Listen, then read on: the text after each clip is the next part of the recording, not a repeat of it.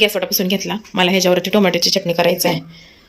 मी काय मटण खात नाही, त्याच्यामुळे टोमॅटोची चटणी, लसूण खोबरं घेतलेले, शेंगदाणे घेतले, टोमॅटो आणि कांदा चिरून घेते आणि मग मी तुम्हाला टोमॅटोची चटणी कशी करते ते दाखवते.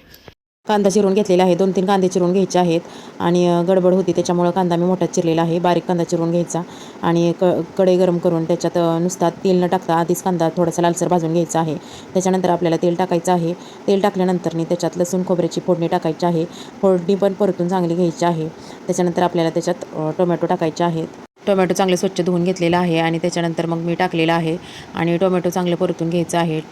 टोमॅटो मऊ होईपर्यंत परतायचं आहे चांगलं आणि त्याच्यानंतर मीठ टाकायचं आहे. मीठ टाकल्यानंतर नंतर परतायचं थोडंसं आणि अजून थोडं परतून झाल्यानंतर चटणी टाकून अजून परतायचं आहे आणि त्याच्यानंतर आपल्याला झाकण टाकायचं आहे. याच्यावरती झाकण टाकून चांगलं वाफलून घ्यायचं आहे आपल्याला टोमॅटोला जास्त वेळ शिजायला लागत नाही, त्याच्यामुळे झाकण काढून परत एकदा परतून घ्यायचं आहे. चांगलं परतून झाल्यानंतर आणि मग तुम्हाला जर मऊ आवडत असेल किंवा टोमॅटो मोठा आवडत असेल तर मोठं ठेवायचं आहे.